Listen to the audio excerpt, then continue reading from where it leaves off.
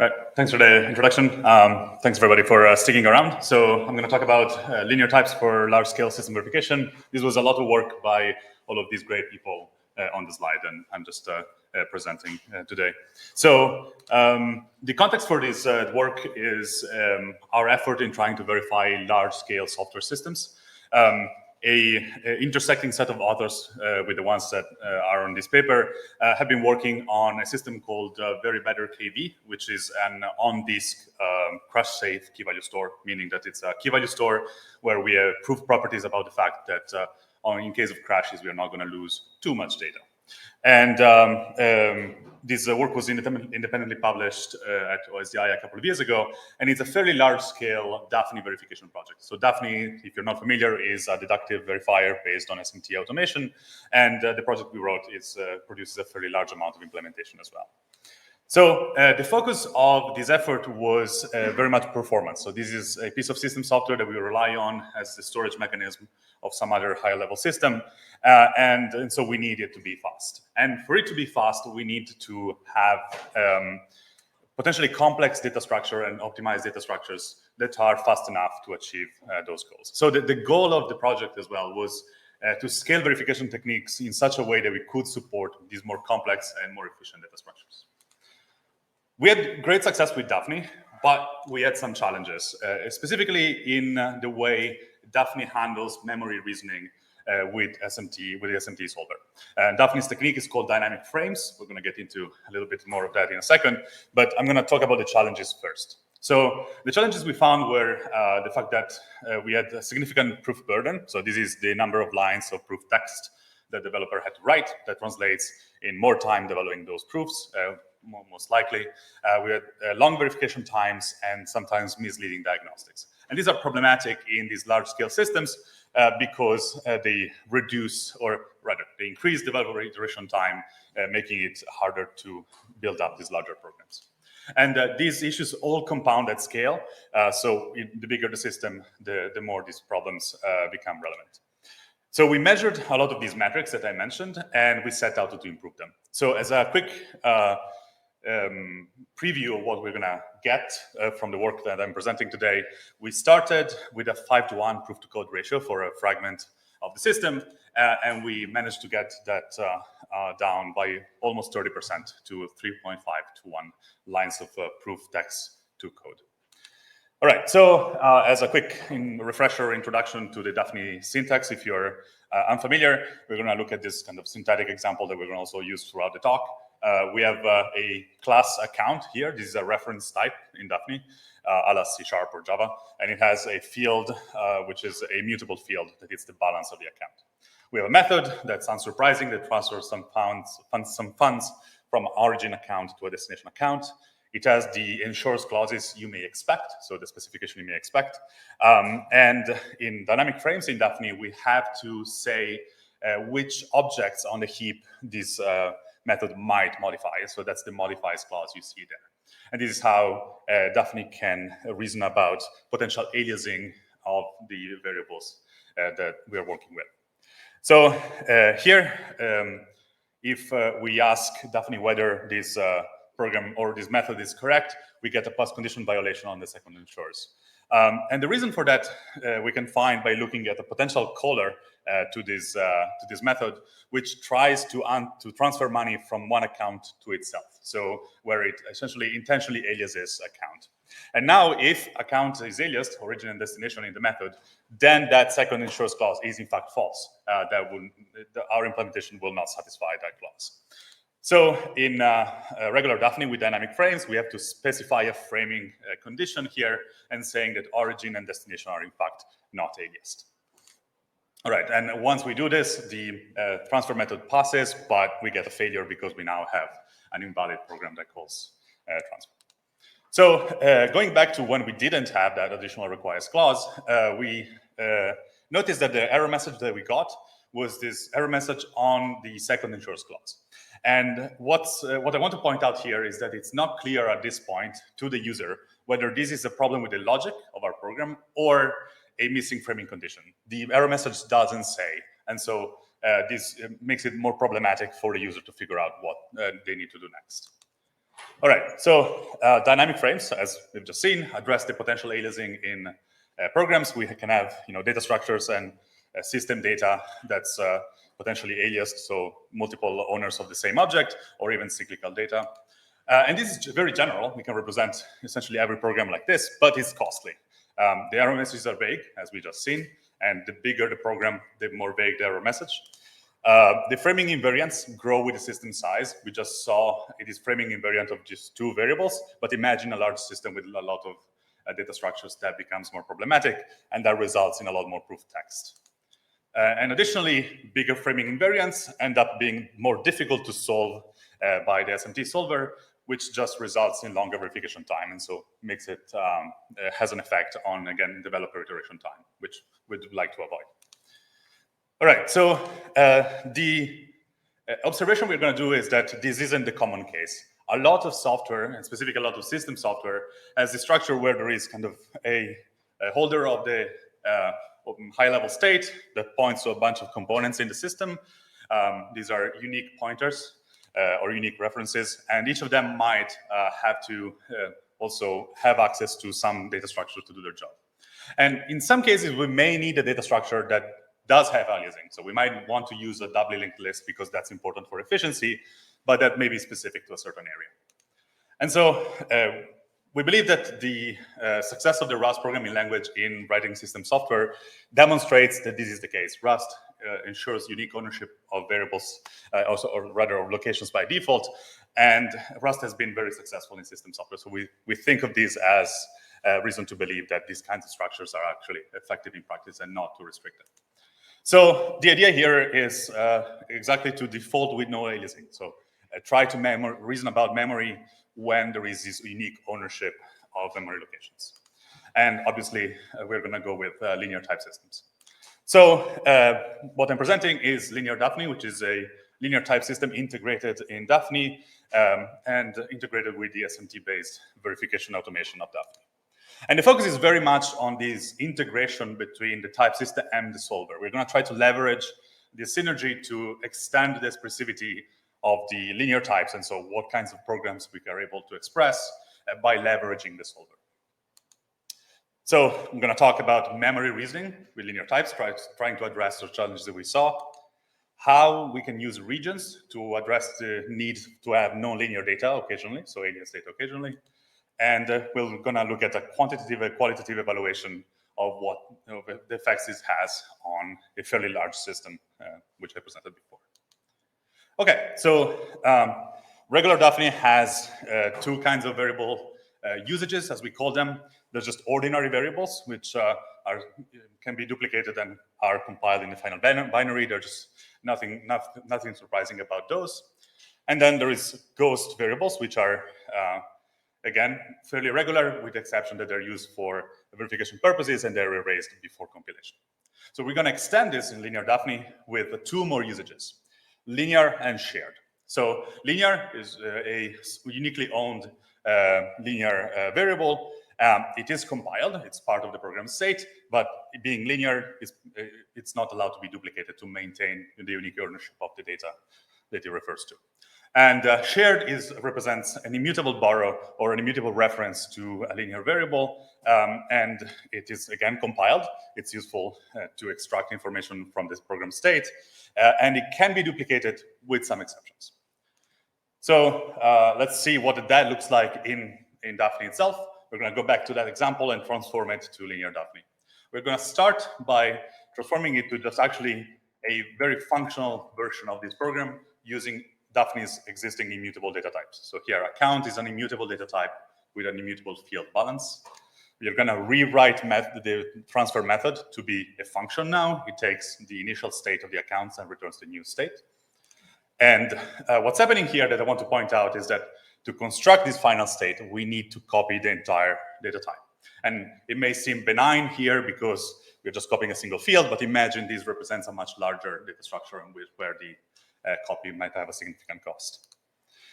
All right, so to address this cost and to address the issue of aliasing that we were talking about before, we're going to introduce the linear usages of variables. So here we're going to mark all the parameters and the return types, the return parameters, rather, the return variables of the method with linear, and this means that they are now unique owners of the data they refer to. And this implicitly means that, for example, in the initial state of the accounts, origin and destination, these are implicitly not aliased with each other, because otherwise that would break the linearity property and the unique ownership property.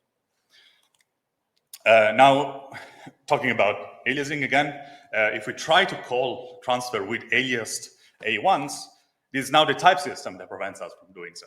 So we have moved that task of ensuring the fact that these variables are not aliased to the type system. And that alleviates the need to use the solver for this, and we'll see how that's beneficial in terms of performance. And what we can do as well is, because we know that we have the unique copy or the unique pointer to the data, unique reference to the data, we can do updates in place. And actually, I need to be a little more specific about how those happen. The account set balance method shows off another feature of linear Dafny, which is the ability to take mutable reference at the method boundary. So linear in-out means that that is a mutable reference to an account, and we then have field update syntax for linear data types for the update. And now we have to use the in-out keyword for the argument when calling this method. All right, so you've seen that we have accessed the balance field of origin and destination here, or origin prime, destination prime. And you may be wondering why that's allowed. Those are linear variables. Aren't we consuming them at this point? And the reason that's allowed is that linear Dafny implicitly introduces a borrow for origin prime and destination prime, the start of the two expressions that we use to compute the new balances. And while this borrow is active, we have shared usage of those two linear variables until the borrow ends. And while we have that borrow, we are now able to do things like field access on shared usage variables. All right, there are something I should point out. There are restrictions about what shared usage, when shared usage and borrowing can happen, to ensure that a shared reference does not outlive the linear type, the linear variable that it refers to. But there are more details about that in the paper.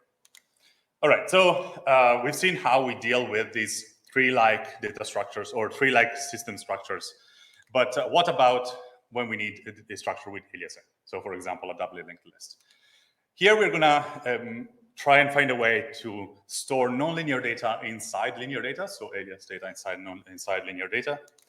And also, it may be useful to store linear data inside nonlinear data, so the opposite. And this might be because we have a nonlinear data structure, but we still want to be able to use the linear type properties or for reasoning about some additional pointees from the nonlinear data. So to start with nonlinear data inside linear data, we might just consider using Dafny's dynamic frames. That's what they were designed for and what we started from. Linear data can just contain ordinary fields, so they might just very well point to be references to regular Dafny objects. The problem here is that Dafny assumes that we have a single global heap. And so it has to assume that even if we have, some nonlinear data here and some linear data over there, there may be aliasing across each other. And so regular Dafny will require us to provide modifies clauses for all the methods that we use to manipulate this data. And this means that these modifies clauses also cannot be hidden, because we need to propagate them up to talk about framing at the top level of the system. And this is problematic for modularity. Specifically, imagine that you have a linear data structure that you turn into a nonlinear one. You now have to add modifies clauses to all the callers, essentially. So the idea is to use and employ linear regions, which are essentially private heaps per component. We're going to take existing work on regions and apply it to this context with a couple of interesting things that I'm going to talk about next. So a region in linear Dafny is represented by some data, which is mapping locations to objects, and is represented by the type region in linear Dafny. And it's represented by a name, which is region ID. We have a function or a method to construct a new region that returns a new linear region, and we have a mapping between a region and its name. Now, the core type for references in linear Dafny is ref_cell. Ref_cell is related to a certain location through the reflog function. And also, we know that when we have a reference at a certain location, we have a predicate that says whether that ref_cell is in a certain region. So it's a valid reference for a certain region. There you go. So we may unlock a new location and the related reference in a certain region. And to do this, we need to have linear access to the region. Here we're using linear in-out. We essentially take a mutable reference of the region, and that ensures that the location and reference we get back is valid in the region. We can write into one of these locations through the reference, again, taking a mutable reference to the entire region from the point of view of like handling the region and in a linear manner. And this requires that the location is a valid one in that region. So to be able to call write, there's two requirements that are handled separately. One is that the region is still valid. And to demonstrate this, we are using the type system. We have to show a linear region that we have. And then we need to make sure that the location is in fact a valid location for that region. And for that purpose is where we're gonna rely on this interaction with the SMT solver. And the way we do this is noticing that the valid ref predicate only refers to the region name. And as such, it's a predicate that once true, remains true forever, which makes it a prime candidate for reasoning about using the solver instead. And so here is one of those cases in which we are using the linear types and the solvers together to achieve the ability to have nonlinear data inside linear data. All right, so here's an example of a doubly linked list, as I promised. The data type stores a linear region inside, it has control of the region, and then has a reference to a sentinel node that points to the first and last element in a doubly linked list. New list does what you might expect. It returns a new linear list, which is the linear container of the nonlinear data. And it has this invariant that encapsulates the region name and also the pointer structure of the region. Now, because this is encapsulated, the client of this list doesn't have to know about the region, and also, more importantly, doesn't have to notice modifications that happen in the private heap. And specifically, it doesn't need to declare a modifies clause, which would then be infectious. We just can keep the modification inside the region, and here we're just going to add elements, as if essentially the list was just linear. So we've seen one way. Let's see the other one, linear data inside the nonlinear data. We might just use something like Rust ref_cell, which is a runtime, a library that encapsulates a certain T in such a way that's used linearly or exclusively borrowed. This, unfortunately, however, requires runtime checks in Rust. And again, we're going to see if we can rely on the SMT solver to do better here.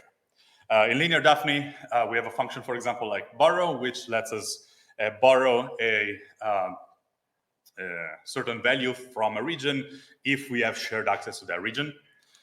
And we have swap that lets us swap in a new linear value inside a location in a linear region. And these do not require runtime checks in linear Dafny because we can leverage the properties that we get from the solver. So about all of this, we have a formalization and soundness proof in the paper. It's about a simplified linear Dafny language. We've made some simplifications for the proof. And it addresses linear, shared, and ordinary usages. And also it addresses storing nonlinear data inside linear data and vice versa. And the formalization also goes into verification condition generation for all of these. All right, so we've seen how we went about this. Let's see what the impact is on the metrics that we were talking about at the start: proof burden, verification time, and diagnostics at scale. So our testbed is very better KV, as we've seen. We're going to be interested in 24,000 lines of code and proof, which make up the imperative code part of the project. These are then verified with the rest of the proof text to be equivalent to a high-level specification via state machine refinement. We're going to focus on the implementation because that's where the potential aliasing problems happen. All right, so we started with very better KV in a dynamic frames, using dynamic frames for memory reasoning, which is regular Dafny, where all the components were nonlinear. They contain potential aliasing, and then we incrementally converted this system to linear types, starting at the leaves and going up. And this is where linear data inside nonlinear data also came in useful, because it let us start linearizing from the bottom, from the leaves, and then moving up the tree and keeping the proofs passing all the time. And finally, we converted the vast majority of very better KV to linear types. So one of the things that I mentioned as metrics is proof burden, so the number of lines of proof text and the proof code ratio. We started from about 20,000 lines of proof text for 4,000 lines of implementation code, 5-to-1 ratio. And with linear types, as I hinted at before, we had almost a 30% reduction in number of proof lines for a 3.5-to-1 proof to code ratio. We also looked at verification time. This is important because it's a proxy for the developer iteration time that I was talking about. So large system, the program is writing new proofs or adjusting proofs, and every time they run the tool, they need to wait for the response. And so we're going to look at whether we had any improvements on this. And we're showing here both type checking time and SMT solving. And across the board, we get about a 30% decrease in total time, with a breakdown that you can see here on various components. What's interesting here is, for example, for tree ops, the type checking time increased a little bit. The SMT solving time always decreases, but type checking time occasionally increases. And this is because we are doing more at the type checking level. We have this deterministic type checking algorithm for linear types that sometimes is a little more expensive. But being deterministic doesn't have some of the properties of being unpredictable as SMT. So the functions that sometimes are the most problematic for these larger systems are functions that take a little bit longer to verify. And so we looked at specifically functions that took more than 5 seconds, and we're going to report the CDF of the verification time with linear types over dynamic frames. So I'm going to kind of slowly reveal things to guide you through the graph. We noticed that about 25% of methods with linear types verify within a third of the previous verification time, so much faster. Half of the methods verify within 55% of the previous verification time, and 90% of the methods verify faster than before. There are a few exceptions in the tail over there. Those are sometimes interesting, and we talk about all of them in the paper if you're interested, but I don't have time to get into them here. So I talked about linear Dafny, which is a linear type system for Dafny for memory reasoning that has also immutable and mutable borrowing features. And through regions enables storing nonlinear data inside linear data and vice versa. By combining the linear type system and SMT-based verification, we are able to get much lower developer or significantly lower developer effort and faster developer iteration time, as I demonstrated in the evaluation. And I want to point out here that the evaluation actually likely underestimates the potential benefits. And the reason for this is that we did this incremental conversion from a system that was written with dynamic frames to a system with linear types. And some of the structure that we had we needed to have for dynamic frames may not make actual sense in the linear types version, but we didn't. And so if we were to start from scratch building this system with linear types, we might even do better. There were some situations in which some things that we had to do to deal with the complexity of dynamic frames were not entirely removed in the linear types version. However, I also should point out that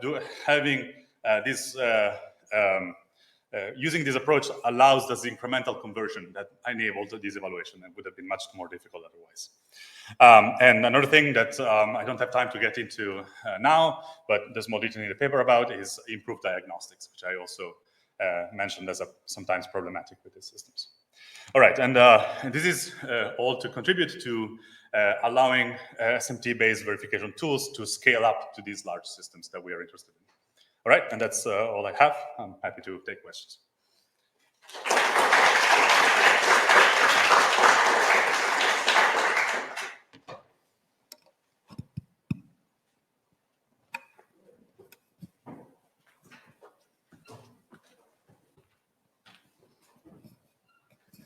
Thank you. I thought it was a great and really clear talk, and I look forward to reading your paper properly.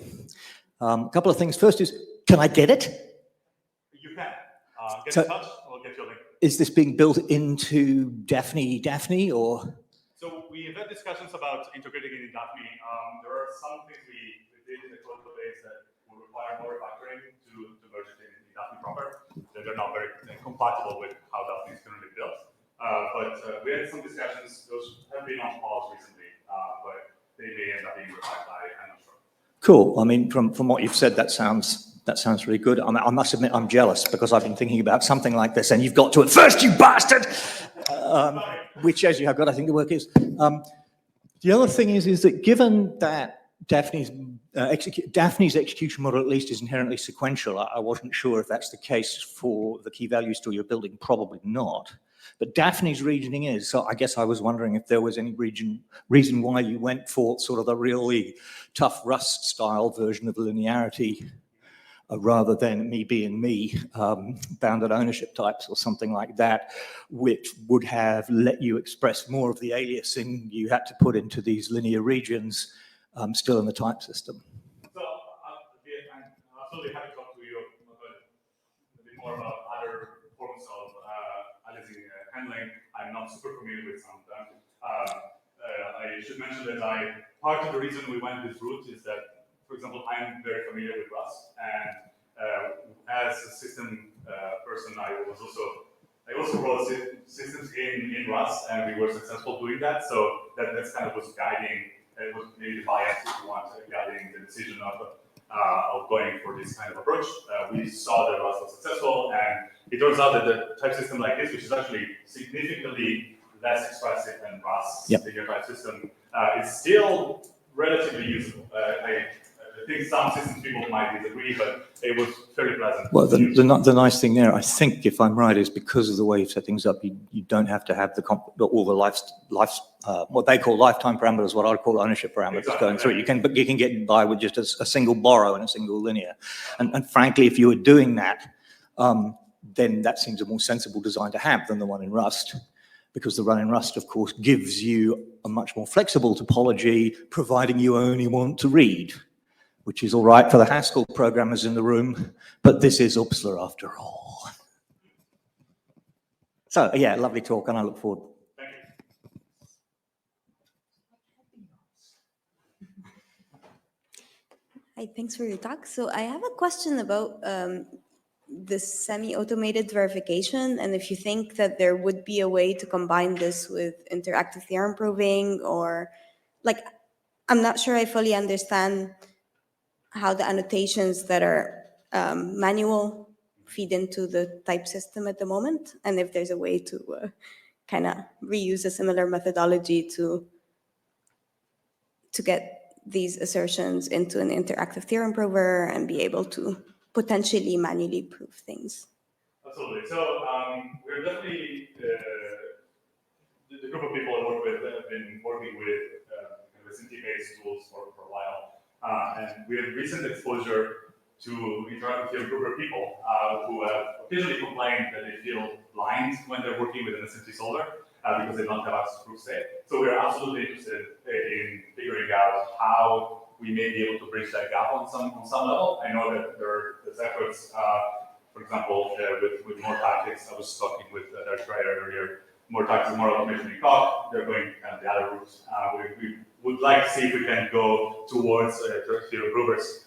In terms of the annotation in the type system, those become useful for both, I think, SMT-based tools and theorem provers, and I don't think they really are a better fit for one or the other. There was recent work regarding, for example, the Rust type system, alias from, I think one of the authors is Jonathan Prosenko at MSR. And this is a functionalization of Rust into, I think it's currently Coq, but uses some of the same properties that we're relying on. Yeah. Thank you. Thanks. Thank you for the nice talk. So in linear, definitely now, can we verify concurrent programs? Since like it's similar like to linear types in civil, which are also like based on boogie. Can we now like use like Dafny for verifying concurrent programs? Oh, all right. So you're asking about what about concurrent programs? So Yeah. we have a paper at OSDI 23 about using some of the things that I talked about today, so linear types for concurrency verification. And don't want to get into too much detail, but the linear types help represent the part of the state that the certain thread is currently responsible for. These are very much separation logic inspirations, but it's designed to use in this kind of type system. Yeah, and also like there is civil, which is also like another modular verifier based on boogie that has also linear types. Can you say that again? Civil. Civil, I see. Okay. Yeah, Yes. it's like a boogie verifier as well. Yes. So it uses linear types. Indeed. So can you comment on the difference? I'm actually, unfortunately, not super familiar with civil. Chris Hollins, I think, is on that paper as well, and is on the paper too. So Yes. you can see the lineage. Unfortunately, I'm not super familiar with civil, so I can't comment on the relationship. But feel free to get in touch. I'm happy to get you that answer. Okay, thank you. Any other questions? If not, let's see you.